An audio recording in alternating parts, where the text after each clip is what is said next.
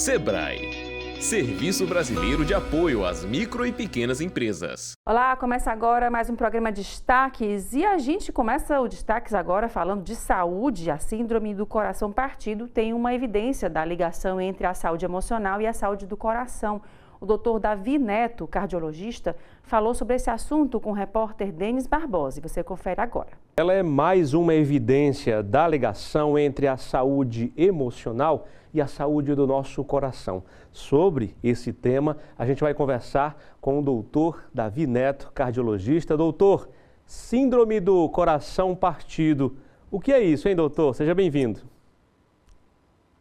Muito obrigado, Denis. Bem, síndrome do coração partido é uma condição em que o coração sofre por conta de algumas alterações metabólicas que podem acontecer diante de algumas situações mais súbitas, ou seja, algumas emoções mais intensas, né? E aí, entre isso, entra algumas situações de emoção de cunho muito conhecido nesse caso, de luto, alguma perda emocional no sentido amorosa e até mesmo pacientes com estresse muito intensos podem apresentar então esta síndrome do coração partido. Doutor, e qual é o efeito no corpo dessa síndrome? O que o paciente sente na prática? Bem, na prática, essa síndrome do coração partido, ela apresenta como se fosse um infarto, né? Então, o paciente tem uma clínica de um paciente com infarto, ou seja, sente uma dor no peito muito intensa, né, com aquele arroxo muito forte, às vezes associada a náuseas, vômitos, né, e até mesmo algumas situações mais críticas que levam o paciente a buscar um pronto-socorro. E quando ele chega no pronto-socorro, que é feita aquela avaliação inicial, com aqueles exames iniciais, como o eletrocardiograma, exames de sangue, o paciente apresenta o eletrocardiograma alterado como se fosse um infarto, altera os exames de sangue como sendo sim um infarto e o diagnóstico acaba ocorrendo quando o paciente é submetido ao cateterismo, em que visualiza-se no cateterismo que as artérias do coração estão todas normais e que a alteração não é de um infarto como se acontece por presença de um trombo, né? Então, para que a gente possa entender melhor, não existe uma obstrução, nada físico ali nas artérias que possa justificar isso. Perfeitamente, é exatamente isso. Então, não há uma obstrução que justifique, né? O que a gente sabe que o motivo disso acontecer é que, devido então a esse estresse muito acentuado, ocasiona uma liberação de uma série de neurotransmissores, de alguns hormônios, como por exemplo, algumas catecolaminas, como noradrenalina, epinefrina, que vão agir contra o coração. E aí a ação desses fármacos, dessas substâncias no coração ocasionam tanto a diminuição da função de algumas células do coração e também da microcirculação. Então, quando compromete essa microcirculação, e aí por isso que há alteração, né, tanto da contratividade, ou seja, o coração perde a capacidade de se contrair, né, onde a principal função do coração é contrair para jogar sangue para o corpo. Então, quando ocorre isso, uma região específica do coração, aquela onde é mais acometida, então, pelo excesso dessas substâncias, vai diminuir a contratividade. Por isso, o coração, de repente, que estava jogando muito sangue para o corpo inteiro, de repente, deixa de mandar. Doutor, a emoção todos nós sentimos, mas estatisticamente, vocês sabem que público pode ser ali acometido pela síndrome com maior facilidade? É conhecido muito bem na literatura que mulheres, né, são mais acometidas, principalmente ali naquele período pós-menopausa, entre 50 e 70 anos. E isso não quer dizer que os homens também possam, tá? Mas a população mais comumente acometida são as mulheres, né, nessa faixa etária, né? E também um outro fator de risco é a própria situação, própria ocasião em si. Seja por uma perda familiar, um luto, ou uma perda amorosa, ou até mesmo, como eu falei previamente, um estresse muito intenso. Doutor, e como é que a gente pode prevenir uma situação como essa, deixar um ambiente menos ali favorável a esse tipo de situação, que certamente preocupa quem está conhecendo agora essa possibilidade de uma confusão com outra doença, né? Sem dúvida. E assim, a gente não pode deixar de entender também que apesar de não ser um infarto, é uma condição que tem sua gravidade sim, que tem que ser bem diagnosticada, que tem que ser bem tratada, né? Porque pode trazer sequelas graves, inclusive a morte em alguns casos mais graves, né? E como evitar isso, né? Então, a principal causa de evitar seria lutar principalmente contra essas situações de grandes ansiedades. Obviamente, uma situação de luto, nós não temos como lidar, mas quando a gente tem um acompanhamento, né, padrão de vida, digamos assim, hábitos saudáveis de vida, quando a gente tem um emocional bem equilibrado, seja com terapias, seja com acompanhamentos, isso tudo facilita. E, obviamente, quando se vive em situações de menor adrenalina, ou seja, de menor estresse, de menor sobrecarga de trabalho, né, de dificuldades, que nem sempre é possível, a gente sabe, principalmente no mundo de hoje, em que a ansiedade impera, né, onde tudo é a tempo e a hora, dificulta, mas estilo de vida adequado, exercício físico, sem dúvida, ajuda demais e controle das comorbidades, né? Não podemos esquecer que as comorbidades, elas podem potencializar o risco de uma situação como esta. É isso, doutor, preparar o nosso corpo para evitar, mas ocorrendo, claro, buscar imediatamente um atendimento médico, não é isso? Perfeitamente, né? A ideia de prevenção, ela sempre deve vir em primeiro lugar, né? Então, esses cuidados, né, sempre devem ser considerados e em tendo sintoma, né? Quando você tem sintomas mais, principalmente mais intensos ou aquele que possa chamar atenção, sem dúvida nenhuma, ter uma avaliação com um especialista é a melhor coisa, é o mais correto, é o mais seguro e é o melhor para todos. Olha, a gente pede inclusive que você que está acompanhando essa conversa possa compartilhar esse vídeo, esse tema, porque essa informação precisa chegar às pessoas realmente com urgência. Essa informação é muito importante. Doutor Davi Neto, cardiologista, muito obrigado pela participação, pelos esclarecimentos. Recentemente, muitas famosas surgiram com a cor dos olhos diferentes após passar por um procedimento fora do país. A mudança acontece com um procedimento que pode causar sérios problemas. Aqui no Brasil, essa pigmentação dos olhos é proibida. Denis Barbosa traz mais detalhes para a gente. Oi, Elaine, mais uma vez falando de saúde dos olhos e hoje com a doutora Vanessa Carneiro, que pode nos alertar sobre o risco da queratopigmentação. É proibida no país, isso indica um risco muito grande, doutora. Por que as pessoas correm o risco ao fazerem esse procedimento estético? A ceratopigmentação ou queratopigmentação é um procedimento que tem sido mais procurado aqui no Brasil e em outros países ultimamente, né? E ele é recomendado para olhos cegos, para pessoas que não enxergam, para melhorar a estética de olhos que estão brancos, por exemplo.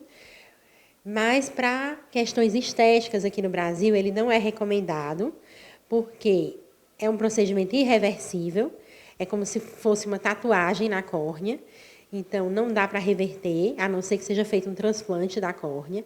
Esse é o primeiro problema.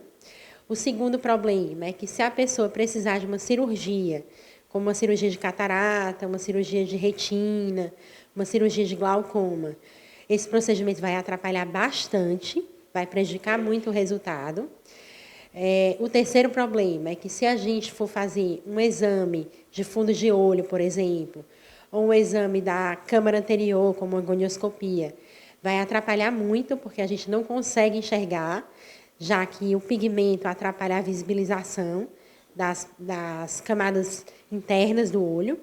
E, além disso, pode causar inflamação, aumento da pressão ocular e, como eu disse, é irreversível. Então, caso aconteça uma inflamação crônica ou um aumento da pressão crônico, também vai ter que ser feito um transplante de córnea. A doutora citou uma série de problemas, inclusive de outras questões que podem surgir ao longo da vida do paciente, que por conta desse procedimento estético acaba sendo aí prejudicado esse acompanhamento ou esse tratamento. Doutora, as pessoas buscam mudanças na cor dos olhos. E é uma questão estética, né? E esse procedimento, portanto, como a senhora falou, é um risco. Há outras formas da gente, quem deseja, sanar essa vontade de mudar a cor dos olhos? Somente as lentes, as conhecidas lentes? Sim, o método mais seguro para a mudança da cor dos olhos são as lentes de contato, que são retiradas todos os dias, né? E você precisa ter bastante higiene com as lentes de contato, que elas também não são isentas de risco se você não cuidar bem, mas é o melhor método. Existem alguns países que também têm troca da íris, um implante que é colocado com cor dentro do olho, mas que também é bastante arriscado e também é contraindicado aqui no Brasil. Doutora, para que a gente possa visualizar melhor, o que acontece nesse procedimento? Como é que é feito? É algo indolor? O que é feito realmente no procedimento? É indolor, é um procedimento feito sob anestesia, é feito um túnel, como se fossem microfurinhos na córnea, feitos com laser. E aí, por esses microfurinhos, por esses microtúneis, é injetado um pigmento, que são tintas especiais, dentro da córnea. Doutora, a gente sabe da força das redes sociais, da influência de muitos famosos na vida da população, e a gente está aqui exatamente para alertar, né? A partir do procedimento de pessoas que têm grande visibilidade, muita gente pode ter essa vontade de fazer esse procedimento. Mas a dica das lentes de contato, né, com todo o cuidado, é sim a melhor opção para evitar riscos à saúde ocular, que é tão importante para a nossa qualidade de vida. É verdade. Eu queria só deixar claro que essa ceratopigmentação é indicada para olhos cegos e é uma ótima recomendação para esses casos. A gente pode melhorar a qualidade de vida de quem tem olho branco, por exemplo. Mas para pessoas que enxergam, não é uma opção segura. Doutora, muito obrigado mais uma vez pela contribuição, dicas, informações importantes que precisam ser compartilhadas. Elaine, muita gente acaba se influenciando a partir dessas pessoas que têm grande visibilidade e por isso também a importância, está aí a importância do nosso papel de informar sobre os riscos. Eu volto com você aí no estúdio. E agora o intervalo, a gente volta já.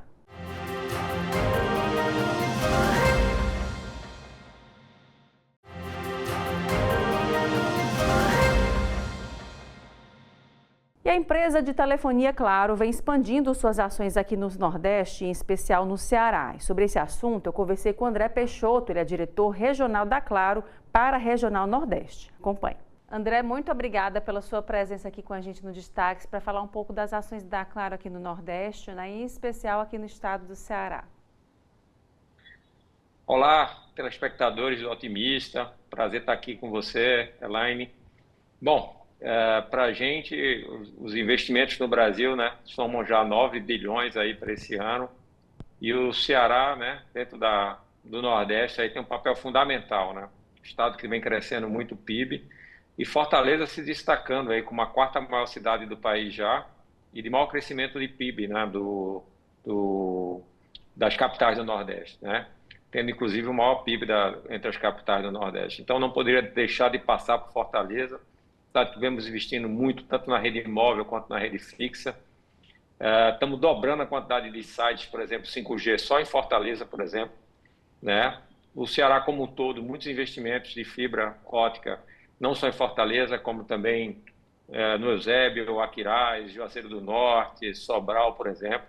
Estamos crescendo bastante aí, aumentando a nossa penetração e principalmente, né, trazendo para os clientes do Ceará como um todo a melhor experiência de telecomunicações, né, seja na móvel como na fixa também, para que a gente possa atender plenamente esse usuário, tanto em questões de produtividade como também de entretenimento.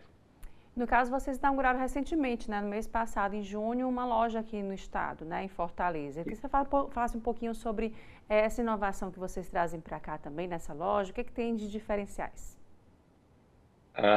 Ótima pergunta. A gente teve aí na semana passada, na quarta-feira, exatamente há uma semana, inauguramos a primeira loja conceito do Nordeste, na capital, em Fortaleza.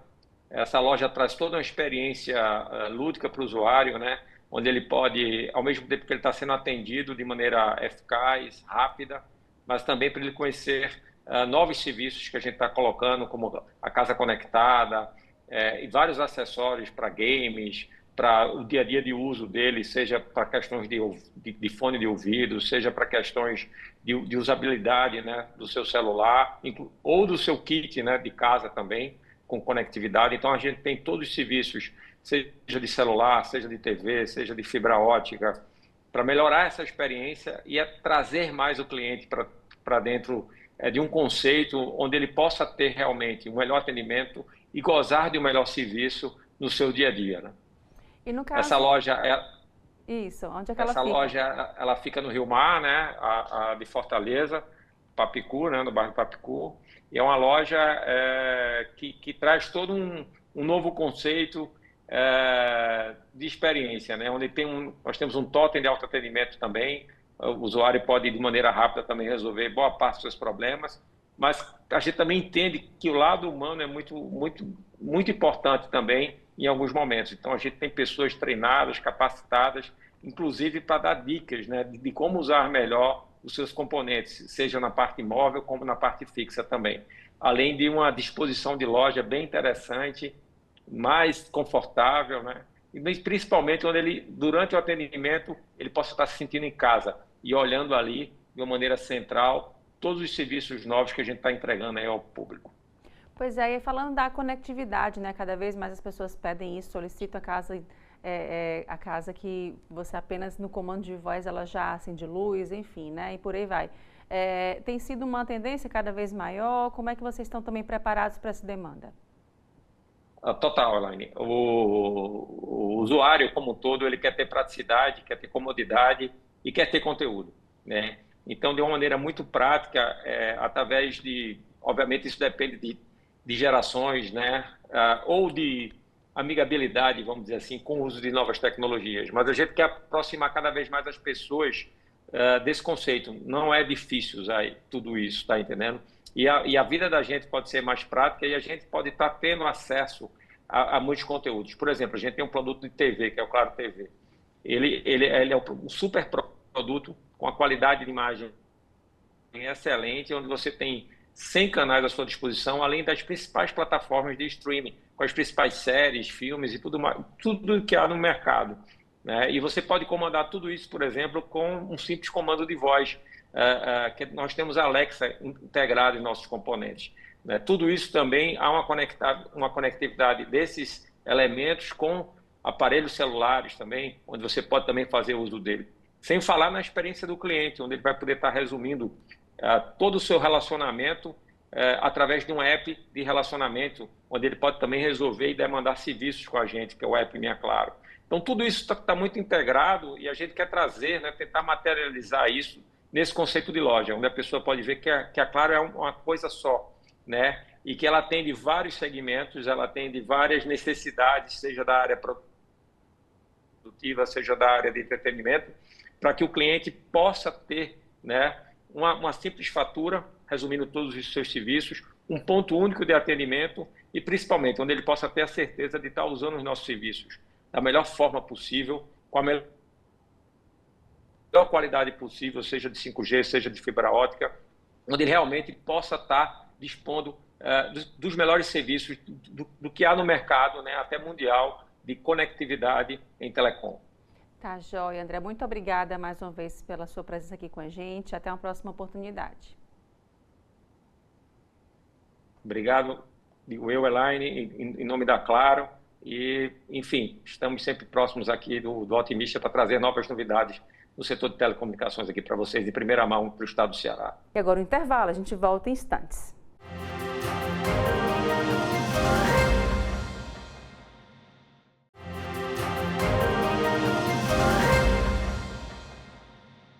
E a governança tem sido um tema muito importante nas empresas atualmente. Sobre esse assunto, eu conversei com um dos fundadores da Governança Agro, Diego Billy Falcão. Ele falou sobre a sucessão, continuidade e governança. São os temas centrais para o fortalecimento das empresas familiares e para a preservação de seus legados. Diego, muito obrigada pela sua presença aqui com a gente, para a gente falar um pouquinho sobre Governança Agro, né? Vocês estiveram aqui em Fortaleza, um evento. Queria que você falasse um pouquinho mais. Exato, Elaine, obrigado. A gente esteve em Fortaleza na segunda-feira, foi um evento muito bonito, organizado pelo pessoal da Inspiração, que é uma editora da Camila e da Duda, Heckel.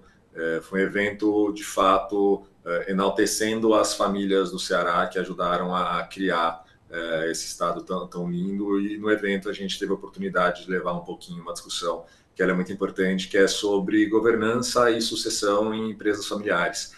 Muito com esse senso de propósito, que é importante que essas empresas continuem sobrevivendo na passagem entre gerações, para beneficiar não só as famílias, a empresa, mas também a comunidade na qual elas atuam. Então, todas as pessoas que trabalham dentro da empresa, a região onde essa empresa está.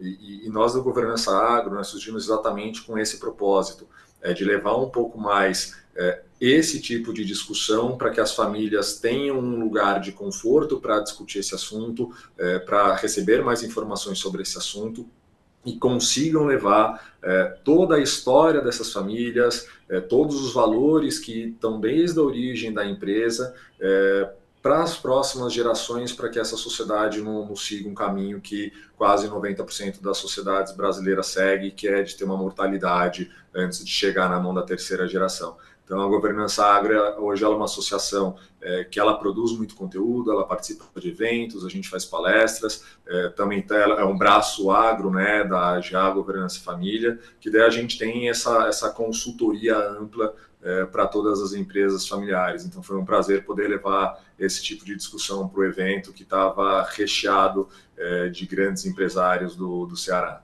E como se mostrou aí o cenário cearense para vocês nesse sentido?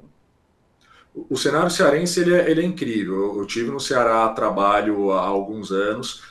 A hora que eu cheguei, a cidade já é completamente outra.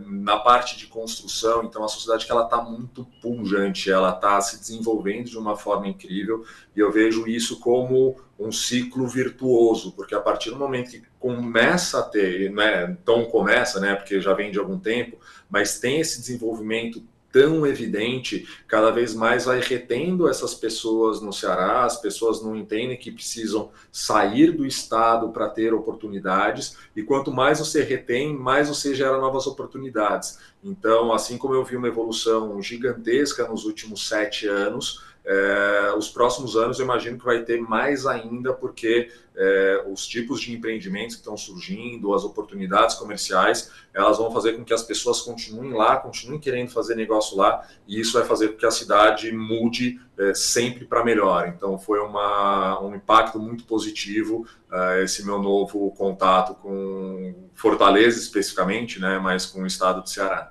E você tem alguns obstáculos que você avalia que deveriam ser superados nesse sentido, com relação a esse cenário cearense?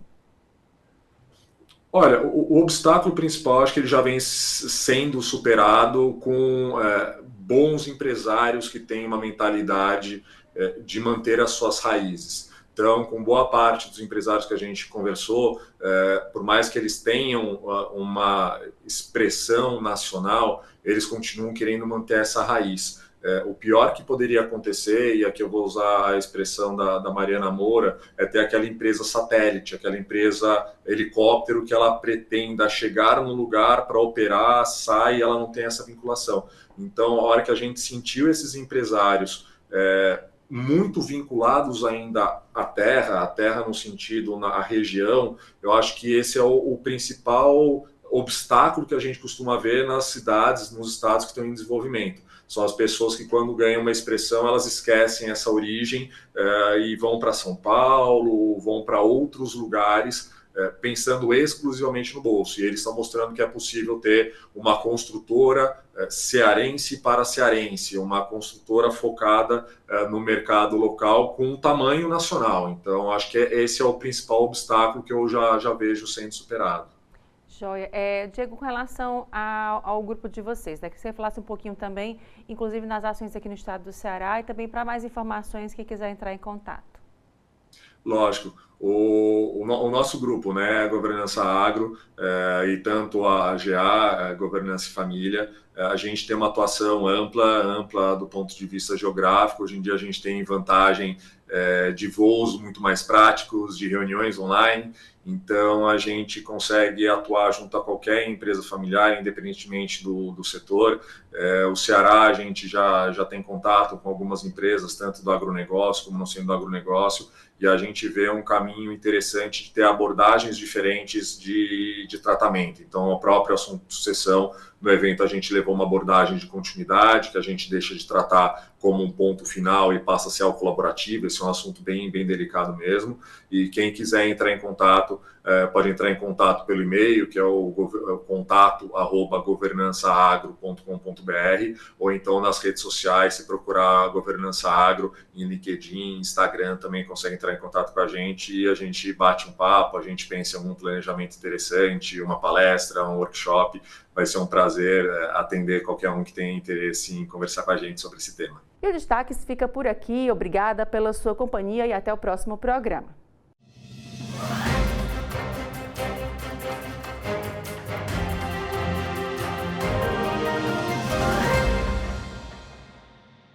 Sebrae, Serviço Brasileiro de Apoio às Micro e Pequenas Empresas.